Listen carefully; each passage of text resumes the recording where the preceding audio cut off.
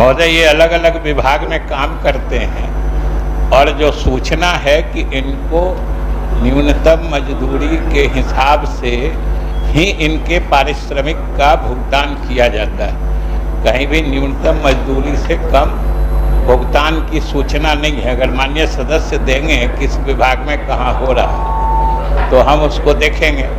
जहाँ तक इनको सरकारी सेवक बनाने की बात है तो ये तो जिस विभाग में काम कर रहे हैं उस विभाग के रिक्तियों के बारे में जब संबंधित विभाग फैसला लेता है और उसकी रिक्तियां विज्ञापित होती हैं और उसके द्वारा कार्रवाई की जाती है, इन सभी विभागों में काम करने वाले लोगों का एक साथ सेवा का सरकारीकरण का ऐसा कोई प्रस्ताव न है, विचार में न होता है। ठीक, इसलिए हम माननीय सदस्य को कहेंगे कि अगर कोई न्यूनतम मजदूरी से कम किसी इस श्रेणी के काम करने वालों को भुगतान की सूचना है तो दे देंगे सरकार। ठीक ठीक, हो गया।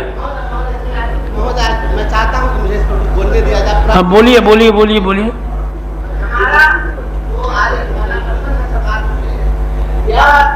संविदा कर्मियों के लिए प्रतिदिन किसी न किसी माननीय सदस्य के द्वारा संविदा कर्मियों से संबंधित कोई न कोई प्रश्न लाया जाता है। महोदय, ये भारत का संविधान है और इस संविधान की शपथ लेकर हम सभी, चाहे पॉलिटिशियन हो, कोई अधिकारी हो, ऊंचे पदों पर बैठे हुए हैं और महान बने हुए, और भारत का संविधान कहता है आर्टिकल 14 समता का अधिकार। और इस राज्य संविधान पर तैयारी करके आए हैं, कहा है महोदय, मैं तो शिक्षक हूँ तो हमेशा कुछ बात करता हूं। हाँ, तो इसको आप संविधान की बात करने लगे हैं, यहाँ की बात कीजिए ना। संविधान के प्रति न सब लोग जिम्मेवार है, संविधान की तो हम लोग शपथ लेते हैं। न शायद और लोग नहीं जानते हैं, आप ही जानते हैं। नहीं, और लोग संविधान नहीं जानते। ऐसा नहीं, इसको अन्यथा नहीं लिया जाए। नहीं, अन्यथा नहीं, इसको झूठों के जो कहना चाह रहे हाँ, उनको अंतिम बिंदु पर पहुंचने में वक्त लगेगा, लेकिन उनकी बात को समझ के हम पहले ही बता दे रहे हैं ब्रजवासी जी। इसलिए चौधरी जी वंदे भारत से पहुंच रहे हैं। चलिए। समानता का कानून समान योग्यता रखने वाले और समान ढंग से नियुक्त होने वाले लोगों के बारे में होता है। समानता हर जगह समानता है। जैसे समानता में है कि इक्वलिटी बिफोर लॉ है ना, सब तक समानता का अधिकार, उसी का दूसरा पार्ट है, उसी आर्टिकल 14 में पढ़ लीजिए कि इक्वल प्रोटेक्शन ऑफ लॉ, वो भी उसका एक पार्ट है। जरा उसका भी अर्थ समझिए, और उसका यही अर्थ होता है कि equal law for equals and unequal law for unequals. तो आप जो सीधे कहीं नियुक्त हो गए हैं, कोई प्रतियोगी परीक्षाओं से चुन के आते हैं, आप सबको समानता के अधिकार में एक साथ कैसे मिला दे रहे हैं? इसलिए आर्टिकल 14 अपनी जगह दुरुस्त है, उसको लेकिन मिस इंटरप्रेट करके, गलत व्याख्या करके, गलत जगह उपयोग मत करिए। ठीक है। हाँ, श्रम संसाधन विभाग साल में 2 बार मिनिमम डेली वेज के चार्ट को रिवाइज करता है, और इसके तहत अकुशल मजदूर के लिए 412 रुपया प्रतिदिन, अर्धकुशल के लिए 428 रुपया प्रतिदिन, कुशल के लिए 521 रुपए, अति कुशल के लिए 636 रुपए, और क्लर्कियल और सुपरवाइजरी के लिए 11,780 रुपए अभी प्रावधान बनाया है, जो भी लागू है। और आप मात्र 1650 रुपया आप दे रहे हैं रसोईया को। 12 महीना काम लीजिएगा और उसको 10 महीने का पैसा दीजिएगा। इस 1600 रुपया में घर में पलने वाले कुत्ते का भी पेट भर सकता है क्या? और राज्य के नीति निर्देशक तत्व के तहत यह अपेक्षा होती है सरकार से कि आप आर्थिक न्याय करेंगे, तो क्या यह आर्थिक न्याय है?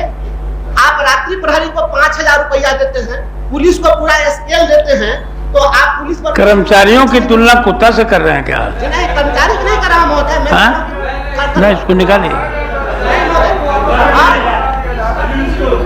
जी। और रात्रि प्रहरी से आप 5000 रुपया देकर रात भर ड्यूटी लेते हैं। और महोदय, सदस्य विषयांतर हो रहे हैं, उनके ध्यानाकर्षण सूचना में है न्यूनतम मजदूरी कानून का जिक्र, और हमने स्पष्ट कहा है कि जहां कहीं माननीय सदस्य को न्यूनतम मजदूरी अधिनियम से निर्धारित जो पारिश्रमिक है उससे कम मिलने की सूचना है, आप लिखित सूचना दीजिए, तत्काल कार्रवाई की जाएगी। ठीक। मान्य परंतु जो उत्तर है बिल्कुल तथ्य से परे है और आपको जानकर हैरत होगी, मुजफ्फरपुर जिला पूरा जाम से रेंगता रहता है। 10,000 से ज्यादा ऑटो चल रहा है शहर में और सभी एंट्री पॉइंट पर ऑटो वाले से चुंगी वसूलते हैं अवैध लोग, जो नगर निगम के अवैध लोग हैं। प्रतिदिन 1 लाख रुपए से ज्यादा की वसूली होती है और ये लोग इस बात को स्वीकार नहीं कर रहे हैं और बहुत बड़े राजस्व का गबन हो रहा है और इस संबंध में कोई जानकारी नहीं दी गई है। केवल कह दिया गया है कि पार्किंग शुल्क वसूला जा रहा है। महोदय, इसकी जांच कराई जाए, माननीय मंत्री जी उच्च स्तरीय जांच कराइए। पर डे 1 लाख रुपए से ज्यादा की वसूली हो रही है, मैं दावे के साथ कहता हूं। तुरंत तो कुछ आया ही नहीं कि सुझाव दिए। उत्तर बड़ा स्पष्ट है। इन्होंने सवाल में लिखा है कि 7200 ऑटो चल रहे हैं। अभी माननीय सदस्य ने कहा कि 10,000 ऑटो चल रहा है। तो किस यंत्र से ये नापते हैं, इसकी कोई तो परिवहन विभाग का काम है। हम लोगों के जिम्मे जो काम है नगर विकास आवास का, तो 4 पार्किंग है, चारों पार्किंग को डाक के माध्यम से लोगों को दिया जा चुका है।